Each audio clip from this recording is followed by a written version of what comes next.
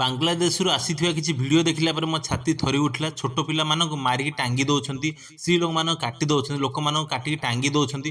ଆଉ ସେସବୁ ସେମାନେ ଆମ ଆରାଧ୍ୟ ଦେବତା ଜଗନ୍ନାଥଙ୍କୁ ମଧ୍ୟ ଜାଳି ଦେଲେ। ଆମେ ଓଡ଼ିଆ ହେଇ କ'ଣ ଏସବୁ ଦେଖି ଚୁପ୍ ବସିବା?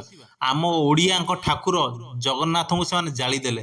ଆମେ ବି ଗୋଟେ ଶପଥ ନେବା, ଓଡ଼ିଶାରେ ଯେତେ ବାଂଲାଦେଶୀ ବେପାରୀ ଫେରିବାଲା ମାନେ ଅଛନ୍ତି ସମସ୍ତଙ୍କୁ ଓଡ଼ିଶାରୁ ବାଡ଼େଇ ବାଡ଼େଇ ବାହାର କରିବା।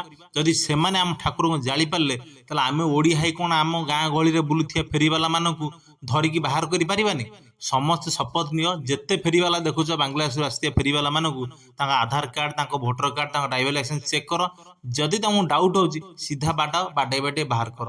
ବଜରଙ୍ଗ ଦଳ ପାଖରେ ମୋର ଏତିକି ଅନୁରୋଧ କି ଓଡ଼ିଶାରେ ଗୋଟେ ବହୁତ ବଡ଼ ଆନ୍ଦୋଳନ କରାଯାଉ। ଓଡ଼ିଶାରେ ରହୁଥିବା ସମସ୍ତ ରୋହିଙ୍ଗ୍ୟା ବାଂଲାଦେଶୀ ମାନଙ୍କୁ ଖୋଜି ଖୋଜି ବାହାର କରାଯାଉ। ସେମାନେ ପୁରା ଓଡ଼ିଶାରେ ଆଡ୍ଡା ଜମେଇ ସାରିଲେଣି। ତାଙ୍କୁ ଓଡ଼ିଶାରୁ ଖୋଜି ଖୋଜି ବାଡ଼େଇ ବାଡ଼େଇ ବାହାର କରାଯାଉ, ଯେମିତିକି ସେମାନେ ଭବିଷ୍ୟତରେ ମଧ୍ୟ ଓଡ଼ିଶାରେ ପ୍ରବେଶ କରିବା ପାଇଁ ଭୟ କରିବେ।